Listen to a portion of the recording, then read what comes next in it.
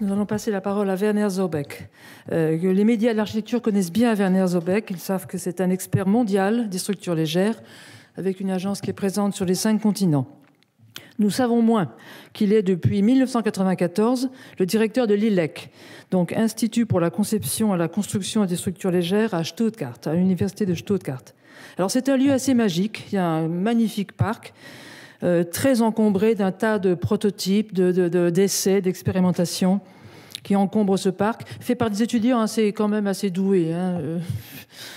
Je pense en particulier qu'il y a un endroit, il y a une gigantesque coupole en verre d'une seule pièce qui a été posée je ne sais pas quand, qui vieillit sous la neige, peut-être du temps de Frei Otto. Et la plus belle de ces expérimentations dans ce parc, c'est le laboratoire lui-même, qui a été construit par le fondateur de l'ILEC, Frei Otto. C'est un bureau, c'est un peu une miniature des structures du stade de Munich. C'est un endroit très lumineux, encombré d'un fatras de maquettes, et c'est là que Werner Zobeck travaille. Comment Werner Zobeck est-il devenu le directeur de ce laboratoire prestigieux? Eh bien, il a été choisi par ses maîtres, désigné par ses maîtres, Jörg Schleich et Frei Otto. Alors, ce n'est pas tous les jours qu'un directeur d'école est choisi comme ça. Ça n'arrive pas non plus à tout le monde. Il poursuit leur approche avant-gardiste, mais il lui a fait prendre un tournant. Je le cite.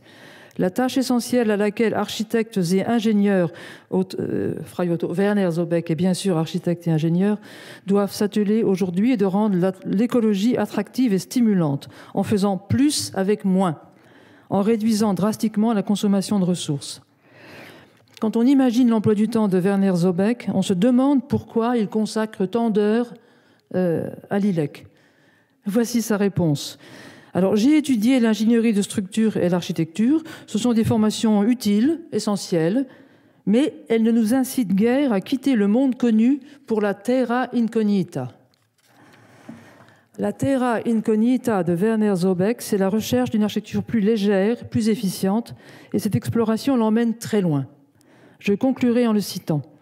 On ne peut pas se lancer dans la quête de la terra incognita, on ne peut se lancer dans la quête de la terra incognita qu'après avoir identifié ses frontières. Une fois ces frontières cernées, nous essayons de les dépasser en recourant à d'autres disciplines. Voilà le Bauhaus. Sans oublier que le risque d'être, ça c'est la rigueur allemande, sans oublier que le risque d'être dilettante augmente à mesure qu'on s'éloigne de sa propre discipline. Il ne faut pas faire tout et n'importe quoi dans le transdisciplinaire.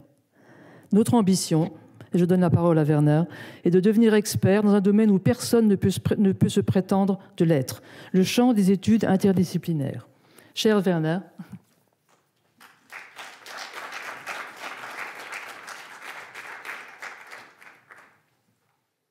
Merci beaucoup, Marie-Hélène. Mon français est absolument limité, je préfère de continuer en anglais. Ladies and gentlemen, Mesdames et messieurs, chère Marie-Christine, chère Yana, chers amis, chers collègues, lorsque j'étais un homme, et je vais passer à des choses très intimes, je rêvais toujours dans une bulle. Et j'ai grandi dans un environnement entre les arbres, les forêts, les renards et les oiseaux. Et vivre dans une bulle de savon signifie qu'on est complètement submergé, immergé dans cet environnement. Cela signifie une utilisation minimum des matériaux. Cela signifie ne pas laisser de déchets, encore moins des déchets toxiques lorsqu'on s'en va. Et cela signifie être un citoyen du monde. On peut vivre avec sa bulle de savon partout ou n'importe où, nulle part. Lorsque j'ai décidé de suivre cette idée, il était très clair pour moi qu'il fallait que j'avance vers la terra incognita, les terres inconnues, en étudiant, car pour moi, l'ingénierie structurelle ou l'architecture n'atteindrait pas mes objectifs. Comment définir les frontières de la terra incognita et comment créer une architecture éphémère qui peut être la 1000 ans, mais qui peut disparaître avec dignité au bout d'une heure. Qui, dans notre communauté, sait vraiment ce qui est valable ou est vrai 1 heure ou 10 ans après que le bâtiment est terminé. L'environnement change, l'esprit humain change. Nous, en tant qu'architectes, nous essayons de dire quelle est la bonne solution pour l'avenir. Mon point de vue, c'est que nous devons construire d'une manière telle que si les gens à l'avenir n'aiment plus nos bâtiments, ces bâtiments peuvent disparaître avec dignité et sans laisser de déchets. Donc, une architecture éphémère.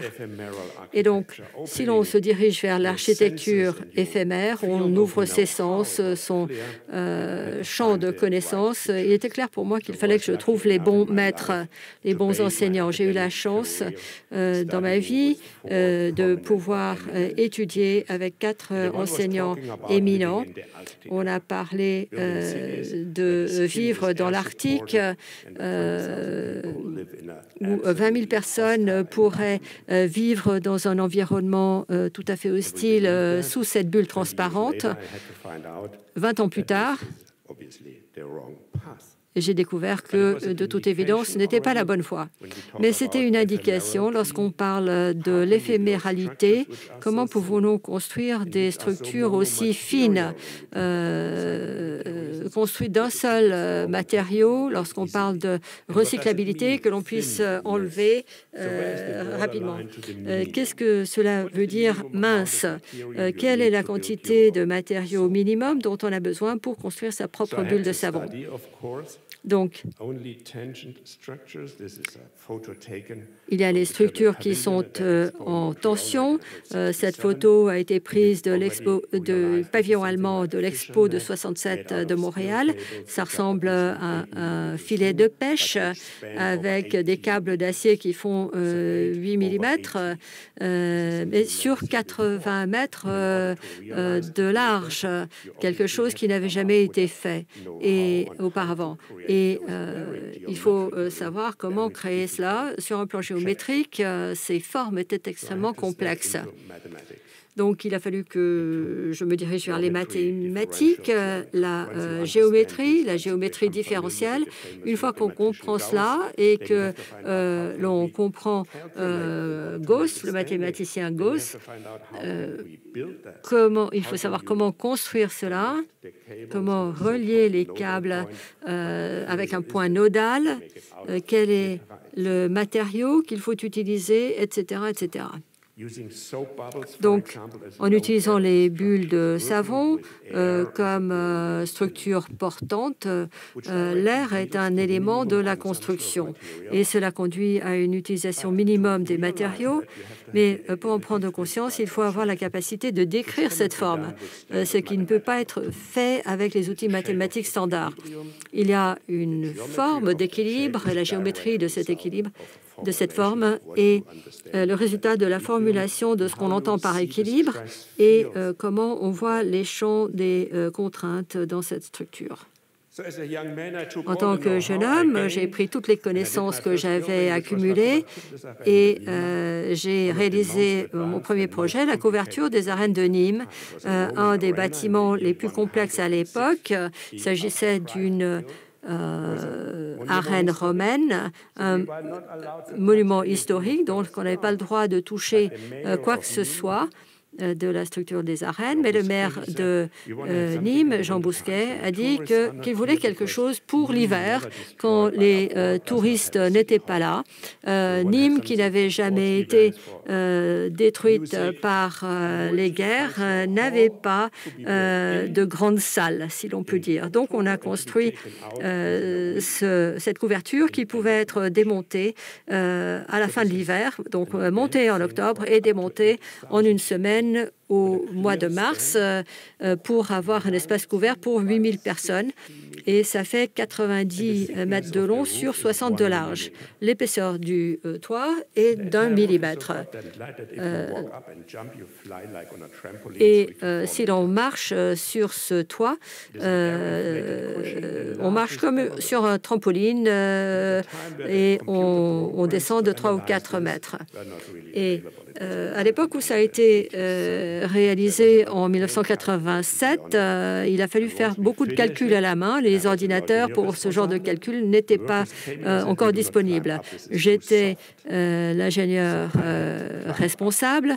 Les ouvriers ont dit on ne va pas monter sur le toit, on risque de passer à travers, et donc j'ai dû y aller moi-même.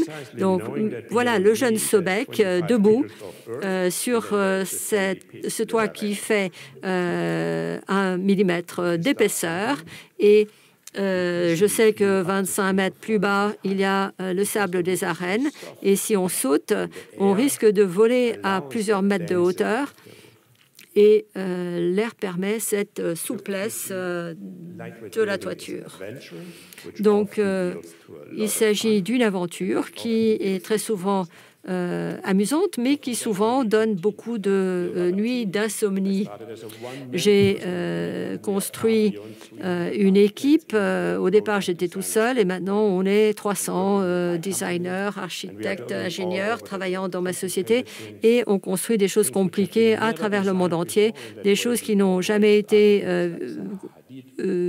faites au monde. On a coopéré avec Zaha Hadid, Norman Foster et d'autres. Et nous faisons le dessin d'architecte et l'ingénierie également, en particulier lorsque c'est très avant-gardiste. Voici le musée Enzo Ferrari. Il s'agit d'une pièce d'aluminium avec des soudures invisibles, comme une carrosserie de voiture. Et on suit toujours certains principes qui sont plus ou moins inscrits de manière invisible au-dessus de la porte d'entrée de notre bureau. Là, il s'agit d'une demande triple zéro, si l'on peut dire. On base notre travail sur ce triple zéro, des bâtiments qui ne consomment pas d'énergie, zéro émission, zéro énergie, zéro émission et 100% recyclable. Lorsqu'on a commencé à introduire la recyclabilité dans notre enseignement théorique, la plupart de mes collègues ont considéré que j'étais complètement ingénérable et complètement fou. Nous travaillons pour l'éternité. Comment peut-on imaginer que dans 20 ans, il faille recycler les bâtiments? Et je leur ai dit, regardez par la fenêtre et voyez qu'est-ce qu'il y a qui a plus de 20 ans et qu'est-ce qui a été retiré parce que la solution n'était pas bonne. Et cela veut dire que les architectes et les ingénieurs sont responsables de 60% de la production de déchets en masse sur notre planète. 60%. Donc, on a besoin d'un nouveau paradigme, d'un changement de paradigme, un changement d'objectif. Il faut définir d'autres objectifs. Et l'un de ces objectifs, c'est la politique 3.0. On a créé des technologies qui nous permettent de construire des fenêtres qui font 8 étages de haut et de large, avec une structure où la structure portante disparaît. Les lignes noires que vous voyez, ce sont les bandes d'isolant. Et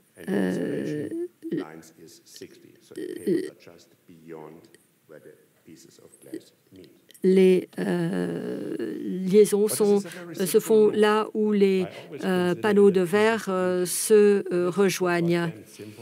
Là, il s'agit de quelque chose d'extrêmement simple, mais c'est le résultat d'un processus d'optimisation.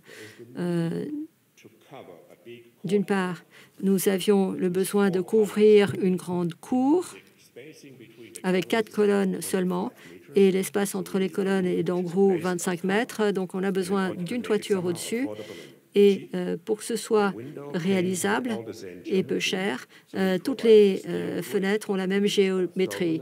Donc, on a une grille orthogonale extrêmement régulière et toute l'optimisation se fait par la hauteur des poutrelles d'acier. Et comme on sait des champignons, il faut que ce soit la hauteur structurelle la plus proche de la colonne. Donc, entre les colonnes, vous voyez cette structure gaufrée, si l'on peut dire. Et lorsqu'on est sous cette toiture, on comprend immédiatement pourquoi ça a été fait comme ça. Voici un résultat très intéressant de mon travail. Si vous définissez un objectif,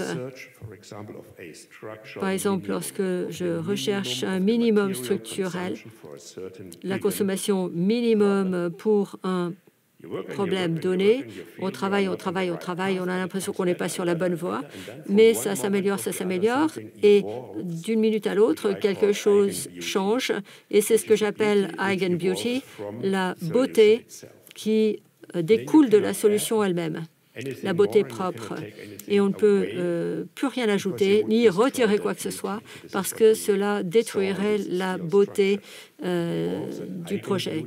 Et c'est ce que vous avez vu dans ce projet.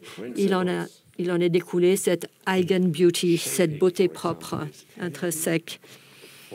Là, vous avez cette canopée pour la visite du pape.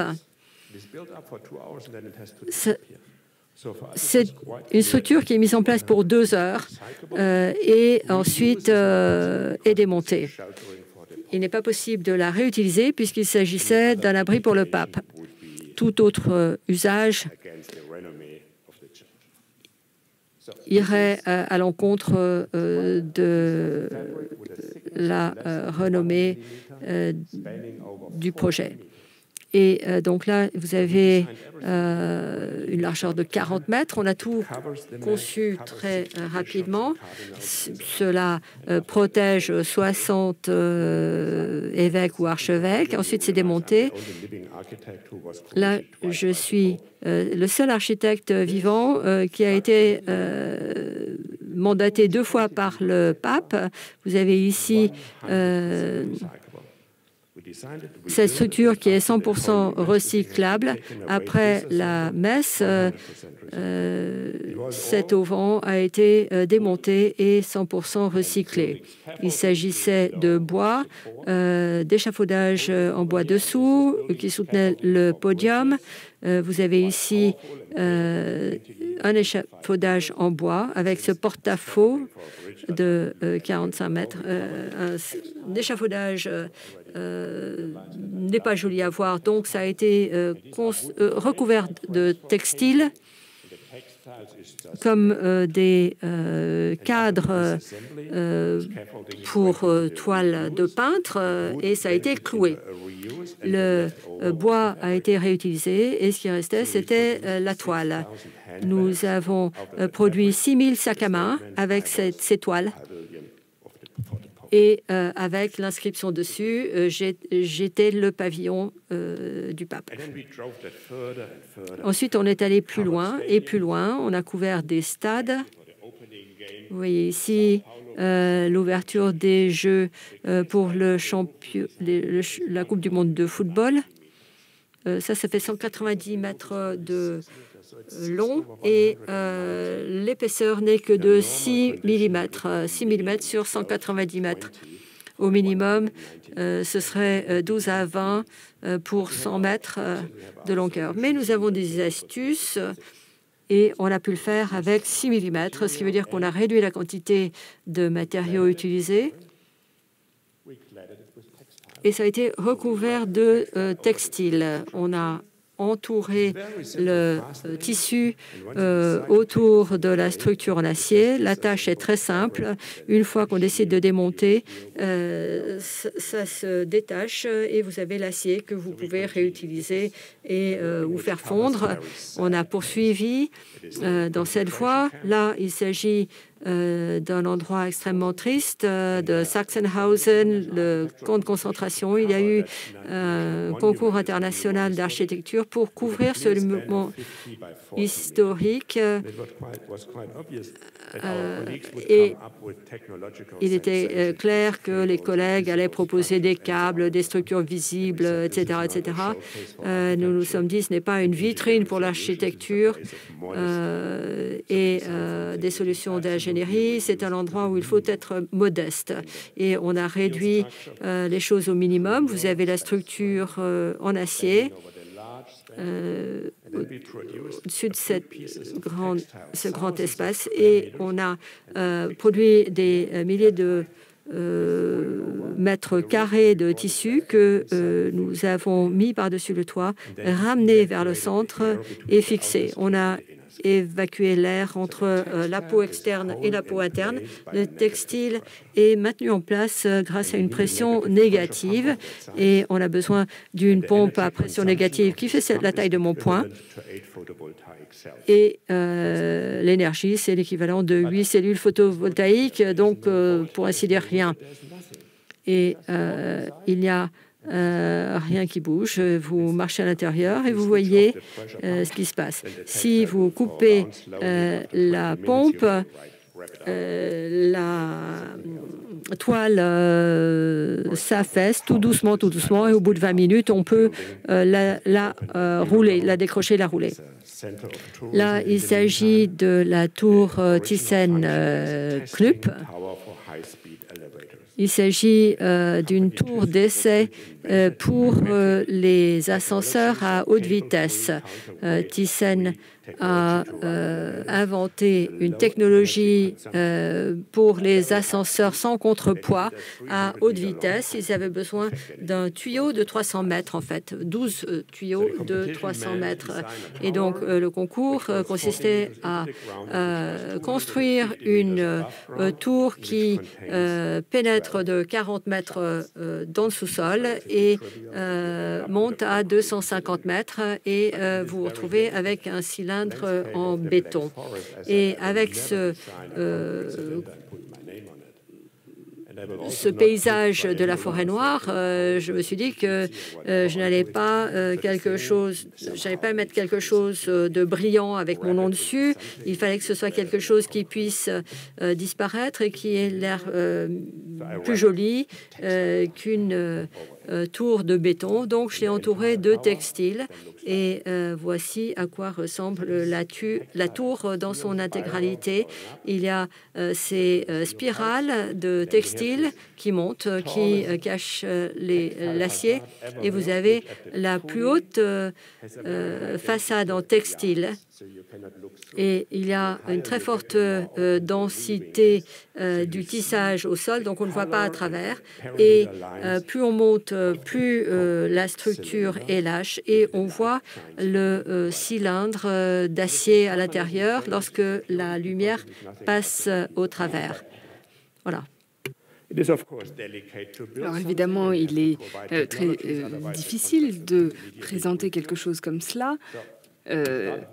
Très rapidement, les autorités refusent. Donc ici, vous voyez comment la structure a été conçue. Le textile a été placé depuis le haut jusque vers le bas. Voici ici le travail en œuvre. Et ici, la tour, une fois finie. Et ici, vous voyez l'ouverture du tissage dont je vous parlais, qui est également très importante. On peut choisir, on peut voir au travers ou non selon l'angle de vue. Et c'est là l'intérêt du textile et de l'utilisation du textile. Nous avons recouvert des aéroports, des halls d'exposition, des bâtiments. C'est une technologie qui a été oubliée, perdue de vue depuis qu'on a cessé d'utiliser des tentes. Et c'est ce que nous essayons de remettre en place dans notre architecture. Mais une fois que l'on peut construire les bâtiments les plus complexes avec le minimum de matériaux recyclables, on peut se poser d'autres questions, des questions que l'on pose depuis longtemps. Mais comme le disait la communauté scientifique, on a un problème d'énergie, il faut être efficace d'un point de vue énergétique. Et mon approche, typiquement, c'est que je ne crois pas à toutes ces choses-là. Moi, je sors de la salle, puis je rentre et je dis « je n'y crois pas ». Et tout le monde se dit « quoi ?» À l'époque, personne ne disait qu'il y avait un problème d'énergie. Et moi, aujourd'hui, je dis toujours « mais moi, je n'ai pas de problème d'énergie.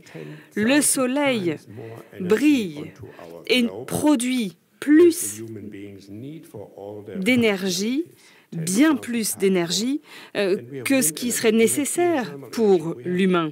Et nous avons l'énergie solaire, nous avons toutes sortes d'énergie ici et là. Et les scientifiques courent dans tous les sens en disant « attention, attention, on a un problème d'énergie, il faut trouver de l'énergie ». Bon alors, je le reconnais, je gaspille de l'énergie, mais je n'en dépense pas plus que ce dont j'ai besoin. Je ne crée pas d'émissions. Le problème, ce n'est pas l'énergie, ce sont les émissions. C'est là le problème de l'être humain. L'utilisation de l'énergie, ne parlons pas de la France, mais du reste du monde. On utilise de l'énergie fossile. Ce qui veut dire du bois, le charbon, le gaz. Et évidemment, cela produit des émissions. Et ce sont les émissions qui sont responsables du réchauffement climatique. Donc pourquoi ne pas parler de l'efficacité énergétique plutôt que de parler d'émissions? Si l'on se concentre sur l'émission, les émissions de gaz à effet de serre, alors les choses sont totalement différentes. Le point de vue est totalement différent. Permettez-moi de vous donner quelques exemples. On se pose tous la question, Rosanna en a parlé.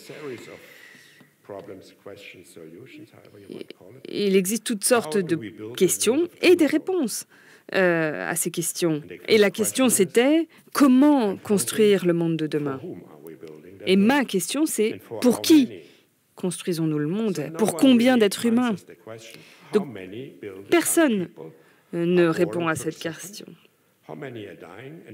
Combien de personnes par seconde naissent? Combien meurent? Et quelle est l'augmentation? Personne ne se pose ce genre de questions, personne n'essaie d'y répondre lorsqu'on parle de construction d'habitation. L'augmentation nette de la population est de 2,6 personnes par seconde. Chaque citoyen allemand a plus de 400 tonnes de matériaux. Donc, si on parle de cette augmentation, en tant que citoyen allemand, pour fournir chaque citoyen allemand, il faut produire plus de 3000 tonnes de matériaux. C'est-à-dire qu'il faut creuser pour trouver du charbon, il faut trouver des briques.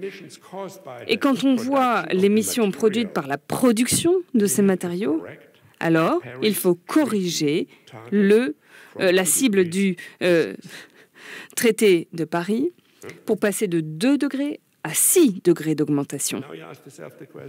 Et quand on arrive à ce calcul, la question c'est quelle est la majorité de la production d'émissions? Est-ce que c'est la production des matériaux, l'assemblée de la production, ou la consommation sur la durée de vie? En l'occurrence, la consommation sur la durée de vie est minimale. C'est un peu pendant 50 ans, un peu plus pour 49 ans. Donc il y a une petite augmentation, mais la majorité est en dessous de la courbe.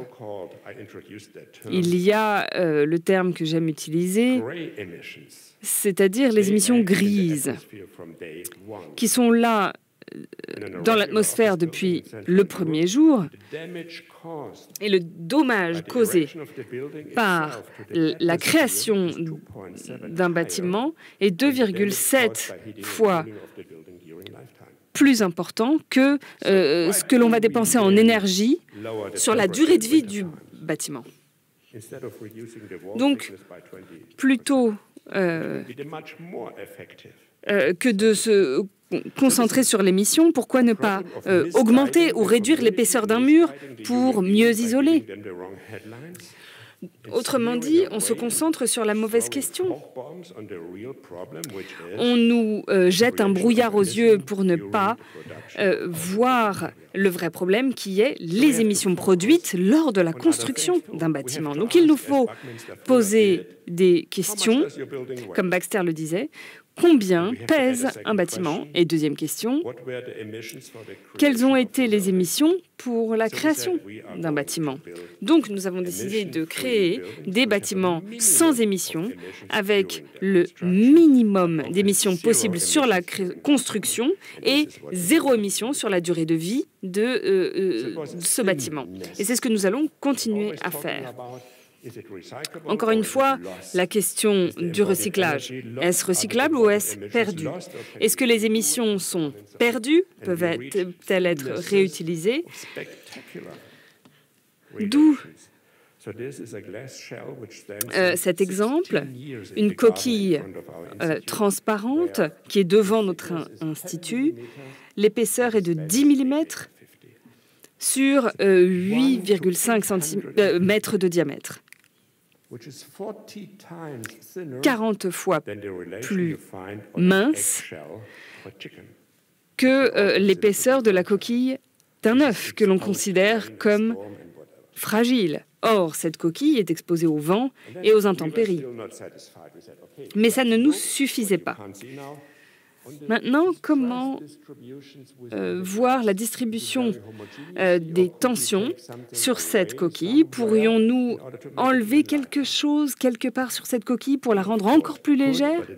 Bien sûr, on aurait pu, mais d'un point de vue technologique, c'est très difficile de réduire l'épaisseur d'une coquille de verre de ce type.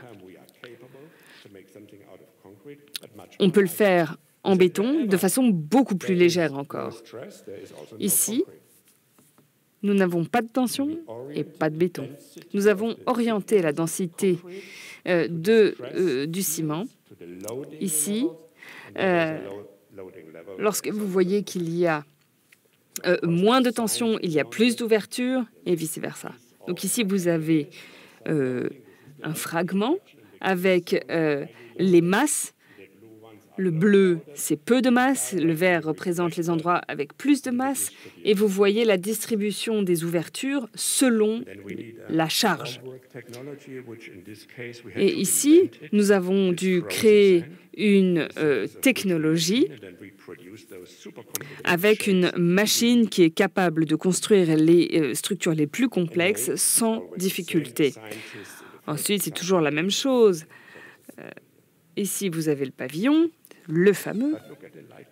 Mais regardez la légèreté de la structure. Il s'agit ici d'un pavillon de 60 mètres et c'est du béton. Et quand vous regardez cette photo, vous voyez la logique. Personne ne serait capable de placer une ouverture d'un endroit à l'autre sans détruire l'équilibre de ce que l'on voit ici. Puis nous avons continué, nous sommes allés plus loin, nous nous sommes dit, bon, on peut maintenant optimiser cette structure biomorphique, mais personne ne voit ce qui se passe à l'intérieur d'une dalle. Donc, nous avons essayé de voir comment optimiser l'intérieur des composantes d'un bâtiment, et c'est quelque chose que vous ne verrez jamais puisque c'est à l'intérieur. Et nous avons tenté de recréer des cavités logiques à l'intérieur d'une poutre en béton. Nous avons essayé de voir comment créer ces ouvertures, où les placer, comment les calculer.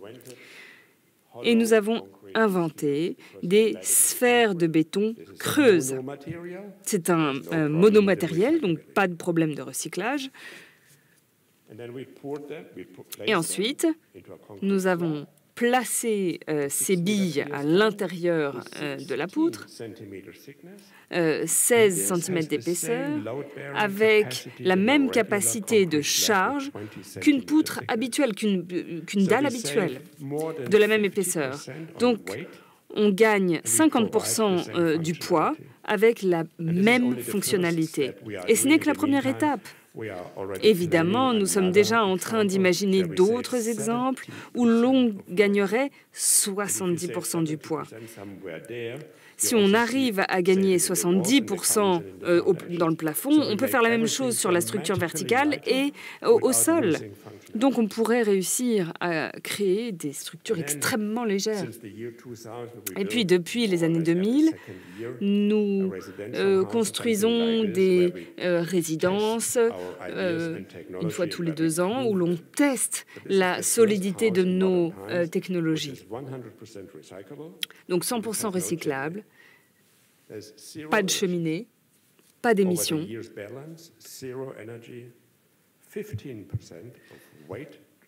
15% du poids comparé à une maison à la structure traditionnelle de la même taille, avec un gain de matériaux significatif, évidemment. En 19 ans, simplement. Alors, évidemment, si vous créez un bâtiment entièrement écologique, vous violez toutes sortes de lois allemandes. Bien, ici, autre exemple d'un bâtiment à Berlin.